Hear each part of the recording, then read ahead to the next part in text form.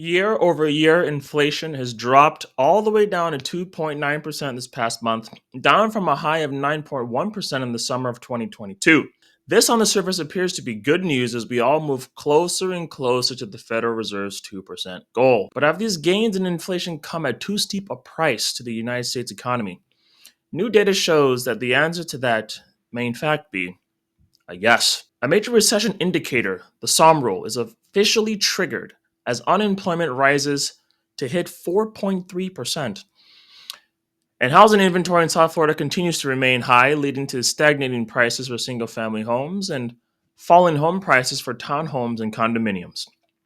Florida, the Sunshine State, has the distinction of being the biggest housing market in the country.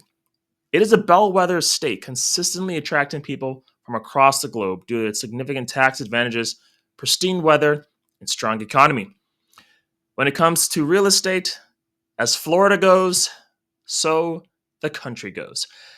My name is Kelly Ogisoba. I'm a licensed realtor down here in South Florida, here to be your trusted source for real estate and market-related news. And this is the Jaguar and Crane production.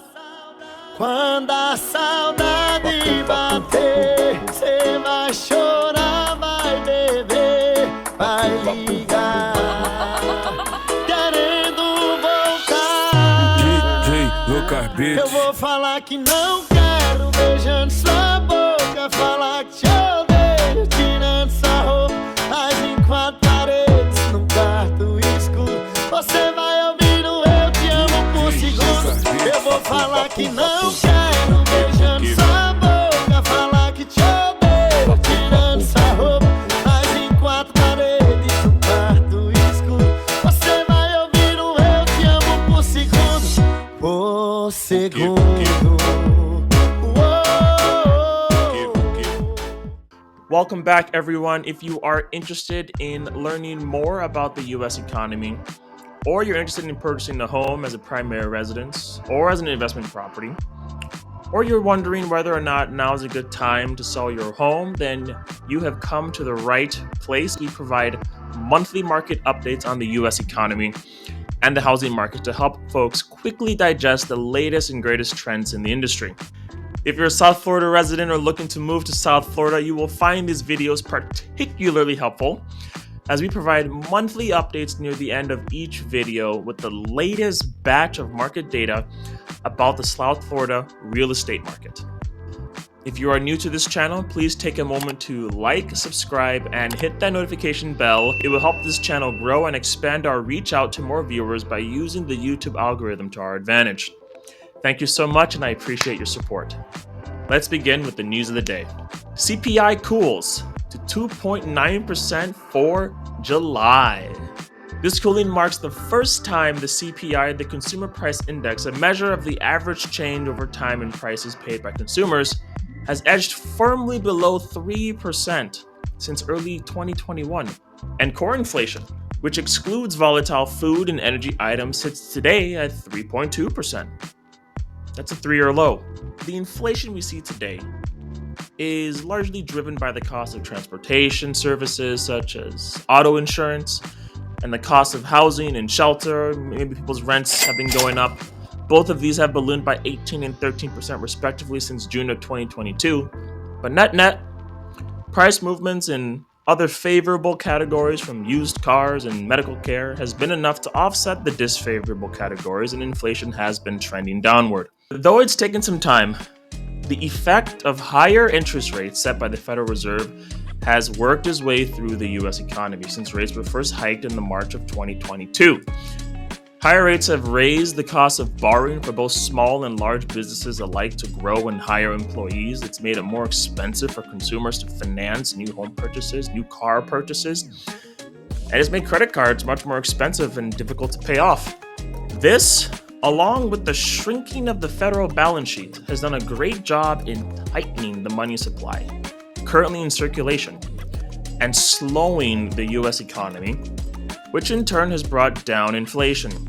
In the simplest possible terms, the growth in the Federal Reserve's balance sheet translates to a direct increase in the overall money supply, while a shrinking federal balance sheet decreases the amount of money flowing in the US economy. This downward trend in the balance sheet can be metaphorically experienced as kind of a sucking sound, as the money is sucked out of the economy as a tool to decrease inflation. Though inflation has dropped significantly from its peak, like everything in life, it does not come without a price.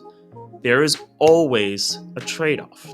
And we're now beginning to see some of the downsides to this monetary policy. This data is straight from the Federal Reserve. The Spending Momentum Index is a way to gauge the health of the consumer spending. We can see this has been trending down from its 2021 highs, and though the consumer has been resilient, they seem to be running out of steam. Today, the index sits at 92.7, the lowest point in over 10 years when we exclude the COVID recession blip. We see a similar downward trend when it comes to discretionary spending on household items we don't really need and can honestly do without. Today, this index sits at 93.5, far lower than its historic value of over 100. Charge-off rates on credit cards have also started spiking northward. Charge-offs are what occur when the consumer has not paid his or her credit card balance in over 6 months. So the credit card companies eventually write off the amount from their balance sheet as they assume they will never get their money back. And the consumer is left dealing with debt collection agencies, defaulting accounts, damaged credit card scores, wage garnishing, and even the possibility of frozen bank accounts. When we see the data coming from the Fed, we see that charge-off rates have broken 4% and are approaching 5%. Easily exceeding where we were before the pandemic and accelerating at similar rates we've seen in prior moments of economic strife in this country.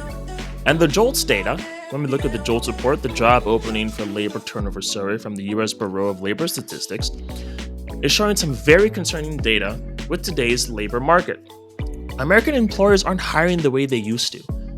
The hiring rate is dropping by the month, and it's approaching levels last seen during the pandemic. Even more concerning is that the drop in hiring mirrors what we've seen in past moments of economic downturn. Which leads us to the next big news item of the day. That is the SOM rule. The SOM rule, a prominent recessionary signal developed by Claudius Sohm, has officially been triggered. The SOM rule states, quite simply, that if the average unemployment rate over 3 months rises 0.5% point or more above the lowest the 3-month average went over the previous year, the economy is in a recession. This was triggered once news broke that the unemployment hit a rate of 4.3% in July. Now, I must stress that all this news does not mean we're in a recession, but all these indicators do tell us that the economy is slowing and that the labor market today is just not as strong as we thought it was. In July, the US only added 114,000 jobs. 114,000. And that's if you believe the numbers coming from the Labor Department. These numbers have been consistently trending downward since 2022, and earlier this month, a massive revision to the job numbers was made. Employers might have added, they estimate, 118,000 fewer jobs in the prior 12 months compared to what was officially reported, reducing the number of jobs added to the US economy by more than a third, going from 2.9 million to 2.1 million. Upon this news, on August 23rd, the chair of the Federal Reserve declared the central bank intends to act to stave off the labor market weakening and begin an easing cycle. This likely means the Fed will begin interest rate cuts starting at their next meeting cycle on September 17th and 18th. The Fed will focus its attention from fighting inflation to saving the labor market. Now, reviewing the latest on the Florida real estate market, we see a continued trend in inventory going up across the board, which is applying downward pressure on pricing. We're going to go through this fresh new batch of data, hot off the press for the month of July, so you all have the latest and greatest. All right, so first we're going to take a look at the totality of the South Florida market, Miami, Fort Lauderdale, and West Palm Beach. And the first thing we're going to look at is the month supply of inventory. Over the past 2 years, if we look at this, July 22 up until July 2024, we've moved from around 2.6 to 6.3 months of inventory. Those who watch this channel know the significance of this number. When we're at an inventory level of a month supply of inventory level of 5.5 to around 6 months, that tells us we're in a neutral market. Anything below 5.5 months tells us that we are in a seller's market. And once we go north of 6 months, we move into a buyer's market. So as you can see, earlier this year, we moved into a buyer's market as the inventory has been creeping up across South Florida across all property types. When we look at the median sale price, we see that as the inventory has ballooned, prices have now finally begun to stagnate. And I expect these prices to begin falling if the inventory trends continue. It looks like in South Florida, the median sale price across all property types has ended up hovering at around $500,000. We can't seem to break any higher than that. Now, when we break these numbers out by single-family homes versus the condominiums and townhomes, we see that the single-family homes has had a similar rise in inventory, going from 2.7 months of inventory 2 years ago all the way up to 4.5 months. However, for the single-family homes, it looks like we're actually still in a seller's market. Though inventory has been creeping up, it has not creeped up to the point for single-family homes to the point where the market has shifted to a buyer's market. However, when we look at the pricing, we see the pricing has begun to stagnate even here as well, stagnated at around $640,000. We don't seem to be able to break through much higher than that this year. Now, when we look at the townhouses and condominiums, we see we went from around 2.7 all the way up to 8.1 months of inventory. We are solidly in the buyer's market in South Florida when it comes to the townhomes and condominiums. Now, let's see how this is translating in pricing. When we look at the median sale price, look at that. Starting March, April, May of this year, we began to peak, stagnate, and then going into the summer, June and July, prices have begun to fall. Seems that we've gone from north of 350,000, maybe call it 355,000. We're down around 20K, now it's around 335,000 and crashing. So as we remain in this buyer's market, we can expect buyers will have much more opportunity to negotiate prices downward when it comes to the townhomes and condominiums. However, sellers will have much more negotiation leverage when negotiating the prices upward when it comes to single-family homes. When we break this down county by county, we look at Miami-Dade County, median sale price $670,000, up 6.1% from a year ago. Month supply of inventory around 4.4 months. Solid seller's market for single-family homes in Miami-Dade County. When we look at the townhouses and condominiums in Miami-Dade County, we look at the median sale price $424,950. This is up around 1.2% from a year ago. Essentially flat. Month supply of inventory 9.1 months. There's a lot of inventory in Miami-Dade County. The buyers do have the control in this market to negotiate these prices down. When we look at Broward County, median sale price $625,000, up 4.2% from a year ago. Month supply of inventory around 4.4 months. It takes people roughly 69 days to sell a home, up from 61 days. However, when we look at the townhomes and condominiums for Broward County, massive reduction in median sale price, $272,500, down 2.7% from a year ago. Month supply of inventory, solid buyer's market, around 8 months of inventory, up from 3.5 months from a year ago. It's taking people now in Broward north of 3 months. Look at that, 93 days to get their home listed and sold. I remember look at this month by month rather than how things have changed from a year ago. We see that in Broward County in particular, the prices are really dropping from their peak in February for the townhomes and condominiums. So not only are we having year-over-year price declines in Broward, these are happening month after month. We're going from a February peak of around $290,000 down to $272,000 in July.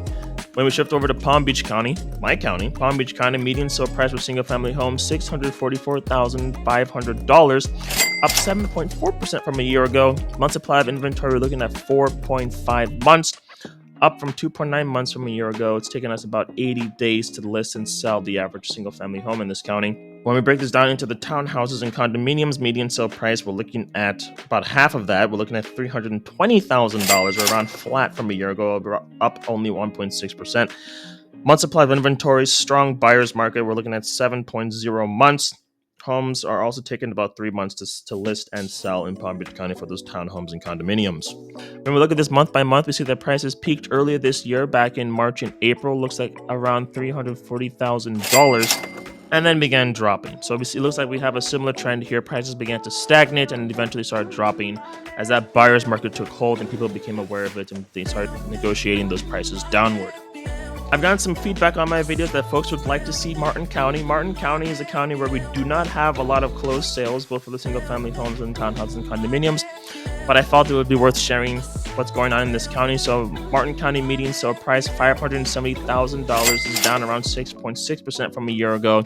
Month supply of inventory for these single-family homes around 4.3 months. So we're in a seller's market, but we're already beginning to see the price declines in Martin County. There's just not a lot of deal flow there. When we go to the townhomes and condominiums, even less deal flow.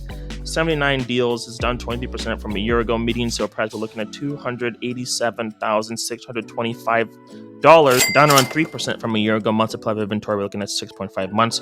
So we're in a buyer's market here in Martin County, up from 3.1 months from a year ago. Median time to list and to sale, a little bit north of 3 months. We're looking at 92 days. And then finally, last but not least, St. Lucie County. St. Lucie County median sale price $393,900. We're around flat from the prior year, up around 1%. Median sale price, month supply of inventory, we're looking at 4.5 months.